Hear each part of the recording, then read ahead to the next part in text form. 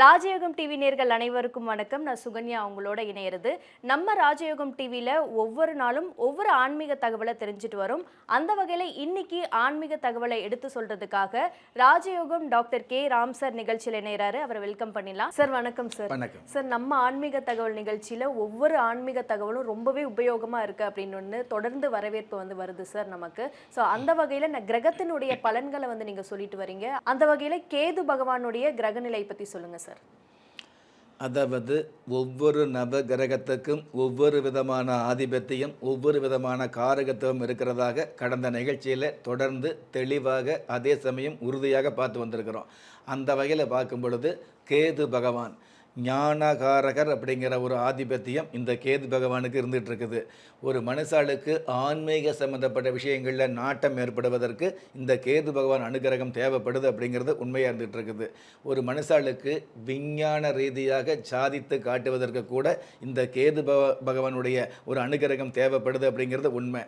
சாதாரணமாக ஒரு மனுஷாளுக்கு சம்சார வாழ்க்கையாக இருந்தாலும் சரி அல்லது சந்நியாசி வாழ்க்கையாக இருந்தாலும் சரி, அந்த வாழ்க்கையை சந்தோஷமாக வாழ்ந்து காட்டக்கூடிய தகுதியை மிகுதியாக கொடுக்கக்கூடிய ஒரே ஆன்மீக கிரகம் இந்த ஞானகாரகன் கேது பகவான் அப்படிங்கிறது உண்மையான விஷயம் வந்துட்டு இருக்குது.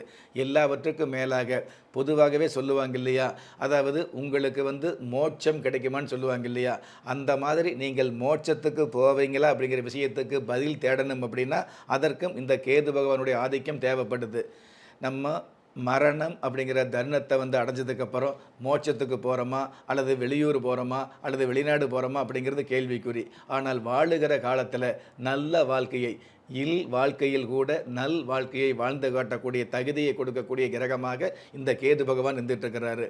இப்படிப்பட்ட இந்த கேது பகவான், அதாவது ஒவ்வொரு கிரகங்களுக்கும் ஒவ்வொரு விதமான காரகத்துவம், ஒவ்வொரு விதமான ஆதிபத்தியம், ஒவ்வொரு விதமான சிறப்புகள் இருந்துகிட்டு இருக்குது.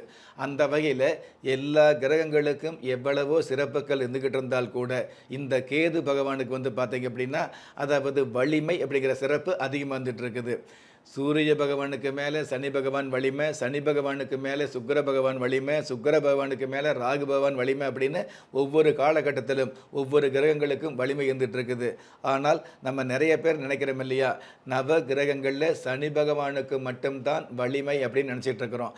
ஆனால் அந்த சனி பகவானுக்கு மேலே ராகு பகவானுக்கு வலிமை இருந்துட்டு இருக்குது. அந்த ராகு பகவானுக்கு மேலே இருக்கிற 9 கிரகங்களில் மிகப்பெரிய வலிமையை பொலிவாக வச்சிருக்கக்கூடிய ஒரே கிரகம் இந்த கேது பகவான். ஆக இந்த கேது பகவான் உங்களுடைய ஜாதகத்தில் நல்ல இடத்துல இருக்கும் பொழுது நன்மையான விஷயங்களை உண்மையாக கொடுக்குறார் அப்படிங்கிறது உண்மை. சாதாரணமாக ஒரு மனுஷாளுக்கு 20 வயசில் படபடப்பு அப்படிங்கிறது அதிகமாக வந்துட்டு இருக்கும். 60 வயசில் பார்த்திங்கன்னா நிதானம் அப்படிங்கிறது வந்துட்டு இருக்கும். ஆனால் 20 வயசுலேயே 60 வயசுக்குண்டான நிதானத்தோடு செயல்படக்கூடிய பக்குவத்தை அல்லது 60 வயசுக்குண்டான யோசனையை யோசிக்கக்கூடிய ஒரு மிகப்பெரிய பக்குவத்தை யோசிக்கக்கூடிய, அதாவது வாசிக்கக்கூடிய படிப்பை விட யோசிக்கக்கூடிய ஒரு ஞானோதயத்தை கொடுக்கக்கூடிய கிரகமாக இந்த கேது பகவான் இருக்கிறார் அப்படிங்கிறது உண்மையான விஷயம். சார், கேது பகவான் வலுப்பெறணும் அப்படின்னா நம்ம குலதெய்வ விருட்சம் எந்த மாதிரியான உதவிகளை கொடுக்குது? அதாவது ஒரு உண்மையை நம்ம நல்லா புரிஞ்சுக்கணும்.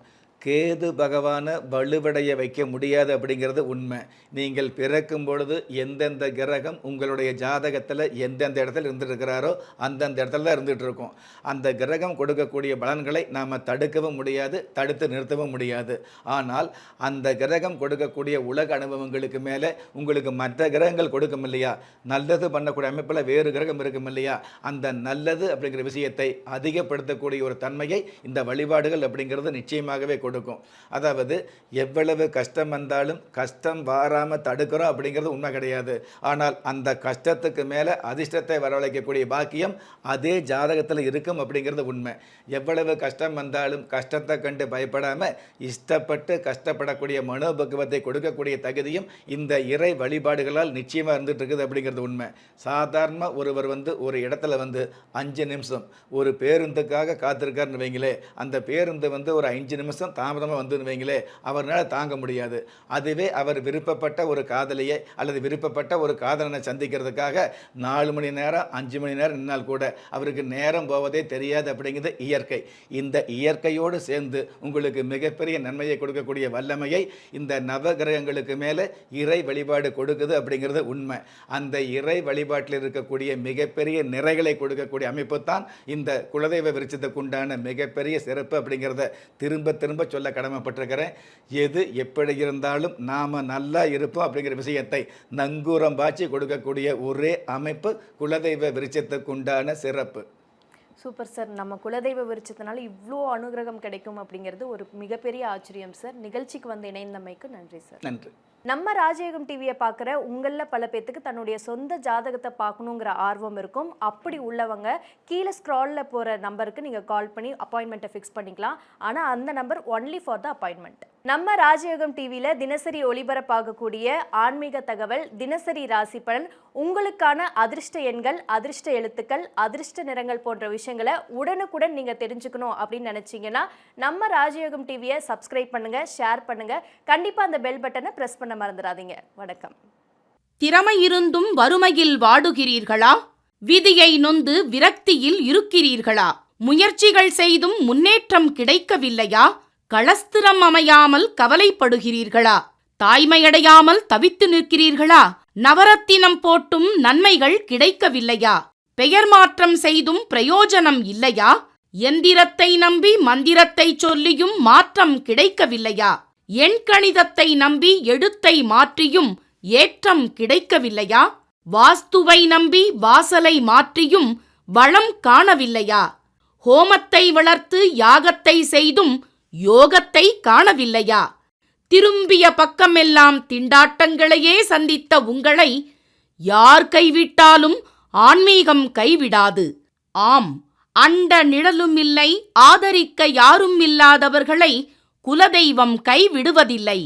கிள்ளிக் கிடைக்கக்கூடிய யோகங்களை அள்ளிக் கொடுக்கக்கூடிய ஆன்மீக அற்புதம் குலதெய்வ விருட்சம். திக்கற்ற யாவரும் ஒப்பற்ற பயன்பெற வாங்கி பயனடைவீர். குலதெய்வ விருட்சம். குலதெய்வ விருட்சம், குடும்பமே சுபிட்சம்.